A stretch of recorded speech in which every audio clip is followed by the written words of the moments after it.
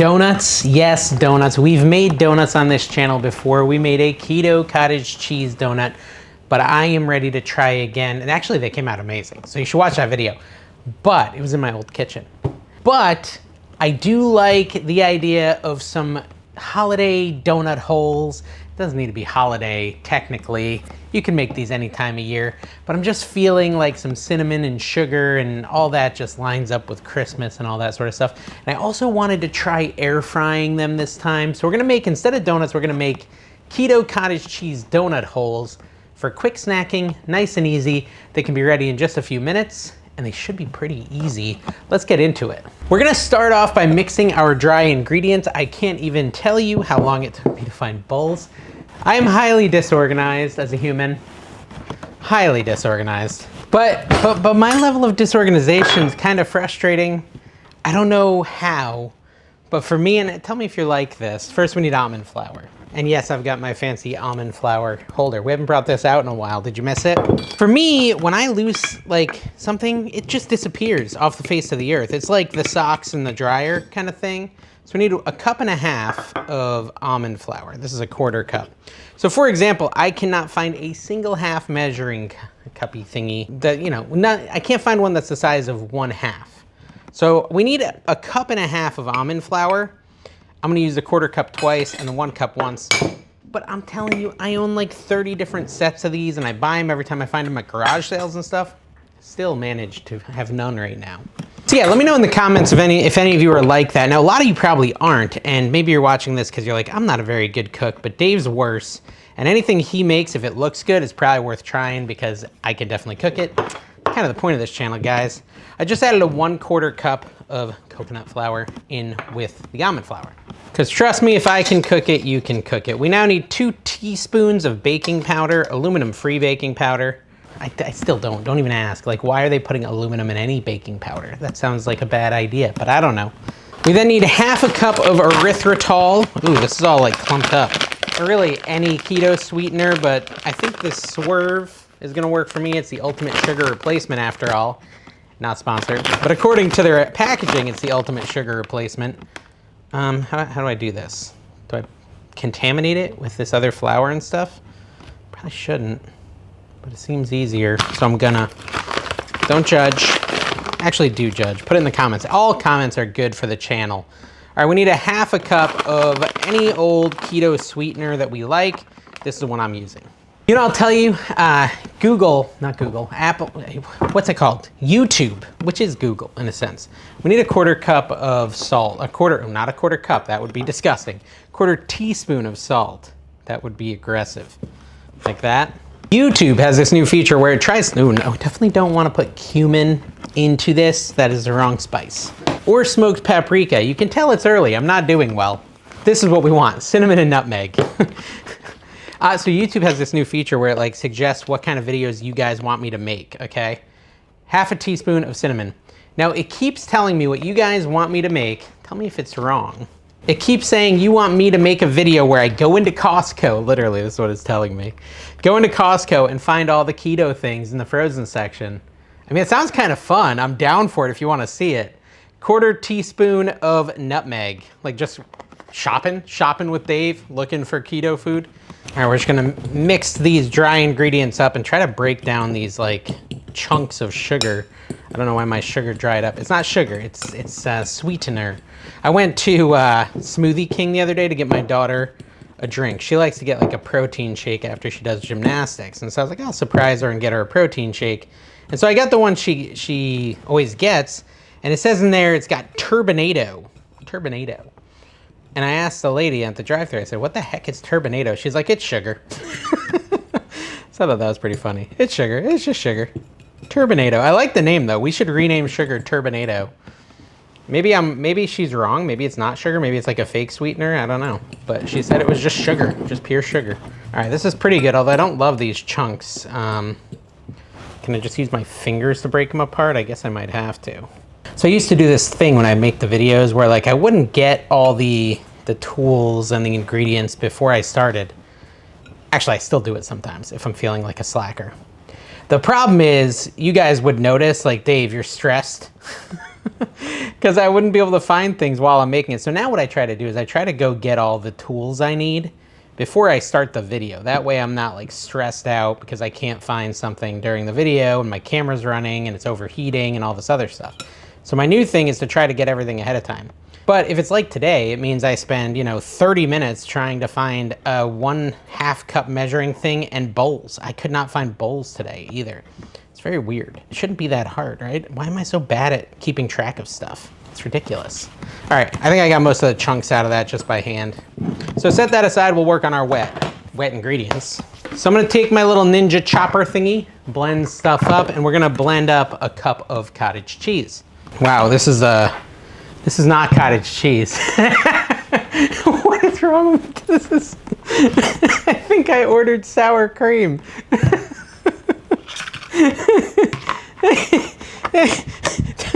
Oh boy. Ay. I knew I was running low on cottage cheese, so I was like, oh, I need more. I was like, wow, I've never seen a 3-pound tub of cottage cheese when I was doing my Walmart order. That makes sense now because it's not cottage cheese. I would have had to have typed cottage sour cream, right? To get that? Is this stuff still good? It smells all right. Let's mix it up and see if it looks all right. It looks all right. Yeah, nothing funky, no smells. What's the date on it? Ooh, it's kind of on the edge. It's like 9 days past date. Let's look at this one. This one is December. This one has time. This one looks about the same though. What do you think? Should I use the cottage cheese 9 days past date? Let me check the other fridge. Google says it's fine. It says as long as it doesn't smell off or look off, I can just use it. Listen, we'll see what happens. Either way, we're gonna try it. So we're gonna take 1 cup of cottage cheese, preferably within the Best By date if you have it. But if you're crazy like me, I do not recommend using things past their Best By date. Disclaimer, disclaimer, disclaimer. 1 cup of cottage cheese into the thing. Now I have an outlandish amount of sour cream. Sour cream series coming soon to the channel, maybe? That'd be a thing. All right, so we have our 1 cup of cottage cheese. I almost said sour cream now at this point. And plug this in and just blend it up nice and smooth. All right, so this looks pretty smooth to me. I think we're happy with that.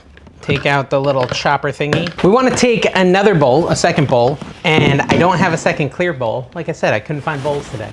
So I couldn't find bowls, so we're using a non-clear bowl. We're using a vintage Pyrex. Bring us back to yesteryear. Who knows how safe these are to use? They always say, oh, don't use the old dishes, but I don't know. You know what? Maybe it'll counteract any weirdness going on with my old cottage cheese. Is that how it works? Anyways, cottage cheese. We then want to add 4 eggs. I will tell you, I went back and I watched my old video where I did the cottage cheese donuts. Again, great recipe. 4 eggs.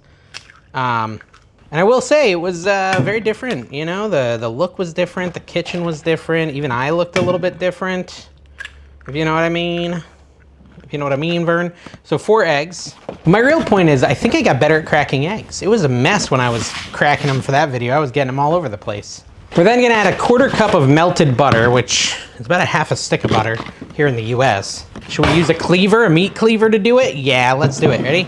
In high definition. Like a psycho. Norman Bates. How was that a 1/2 cup? How did I fail that so bad? Huh. Good job, Dave. Look at that. That was where it was marked a 1/4 cup, which should be a 1/2 stick. Interesting. So our butter is, melting, as it were. And there it is, melted butter. We're gonna add a teaspoon of vanilla. Is it a teaspoon? Is that right? 2 teaspoons of vanilla extract in there. And then we'll add that butter. I'm just gonna mix it up a little, make sure it's nice and melted. Looks pretty good. I don't know if I need that anymore. I need to whisk this, and here I go using a fork to whisk, which nobody likes. Nobody likes it when I do that. I should go find a whisk. Hold on.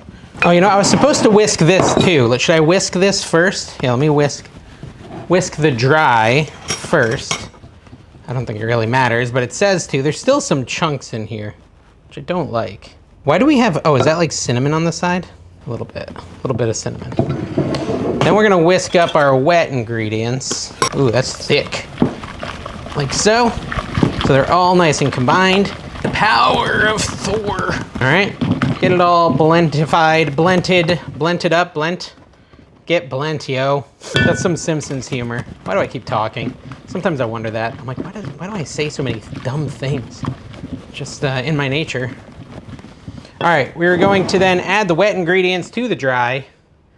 This is the big pouring moment. And then I guess we'll whisk it together. Let me use this to try to get all this stuff off the edges, like so. Good enough? Good enough. Mix that up. I don't know if the whisk is still the right tool, but it's what we're gonna keep using for a minute. All right, I don't know. It's supposed to form a thick dough, and to me this looks like a stinking cake batter, so far so bad. Very much Bummer Town, USA.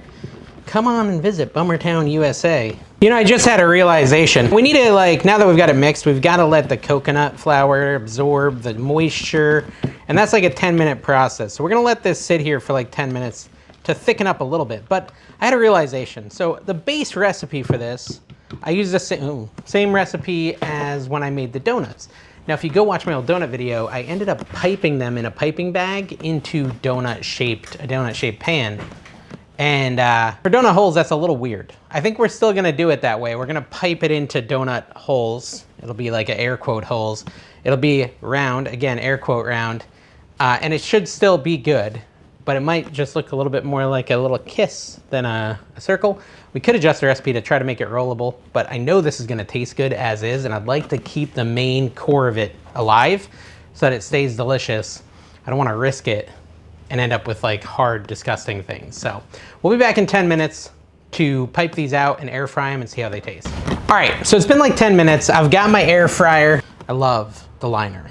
And we're gonna try to air fry these up, but I've been thinking, okay, my options, hold on, roll up the sleeves for this part. The options I have are pipe it out, so I got a piping bag. Also, I could just try like scooping spoonfuls out. And so I think I'm gonna try scooping spoonfuls out, because if we do that, we might end up with more of a donut hole texture or look, maybe, than the piping bag. So we're just gonna drop out. We're not gonna be able to do huge batches, but that's okay.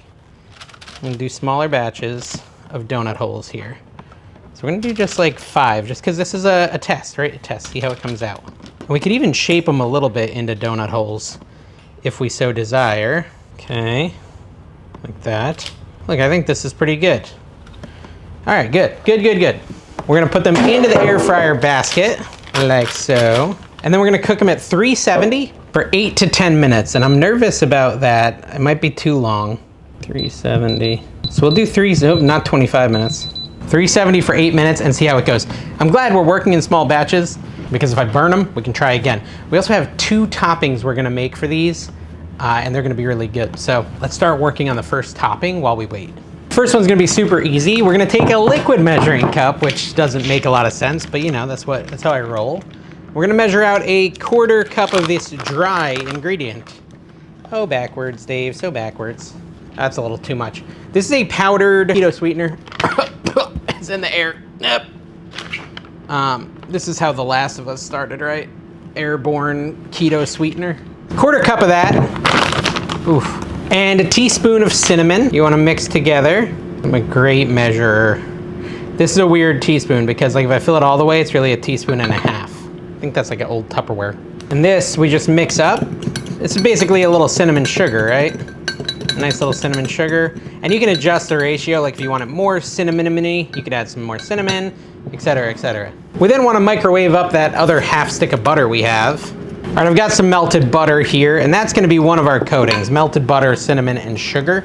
Second coating is gonna be a glaze. Actually, I'm gonna steal some of this melted butter because I think I have too much over here anyways. Because for the glaze, I need a tablespoon of melted butter. That's still enough for what we're doing here. 2 tablespoons of heavy cream, uno and dos. 1/2 of a cup of our powdered sugar, again, powdered sweetener, not sugar, because it's not sugar, guys. 1/2 a cup of that. So 1/2 a cup is a lot. That's a 1/4 cup. Oh my gosh, this stuff is so smoky. Pure, the smokiest keto sweetener in town. Oh my gosh. And then a 1/2 a teaspoon of vanilla. And then we're gonna mix that up, and that should create a glaze type thing for the donuts as well. So we can have a glazed donut and a cinnamon sugar donut. Now that's pretty thick, but we can add a tiny bit more, oops, lids of heavy cream. Tiny bit more heavy cream, just a little, like that. to try to loosen that up, because I want it to be more of a glaze texture than a frosting texture. And we're currently at like a frosting texture. Need a little more. All right, so we added enough heavy cream to make it into more of like a glaze, which is what I was looking for. So there's our glaze. We got our glaze and our cinnamon sugar. And the first batch of donut holes should be almost ready. 1 minute left. Shall we pull it? That'll be 7 minutes. Okay, that is interesting. Donut dollops. Donut dollops is what we ended up with. Hey, the texture looks pretty good though. Interesting. Let me see if they look cooked through. All right, they do look cooked through. They're hot. So we can try a piping bag next and see if that works better. Doesn't really matter as long as they taste like donuts. I think we can make these better. There's a couple things I want to change, but we can taste them really quick first. And then, yeah, look, the actual like dough nuttiness of it is actually good. I'm not happy with the shape. I think if we chill the dough and let it harden up a little bit, we could make the shape more donut hole-like. They're tasty. Ooh, really tasty. So put a little butter on it. Then a little cinnamon sugar. Like that, like that. I guess I can show you the process. So you can take the dips. I mean, you could literally go like that if you want to. Ooh, look at that. This is our glaze. The flavor still smacks, as the kid would say. The kids. It's still a crazy delicious donut, keto donut recipe. Like wildly good. So I'm happy, but I'm gonna do something. We're not gonna leave yet. I'm gonna do something to try to make them look more donut holy. But yeah, this is what you could do with the cinnamon sugar. Just kind of showing you here. Just load that on there. Look at that. That looks so good. Big fan of cottage cheese donut holes. Highly recommend. Don't skip the glaze. The glaze is delicious.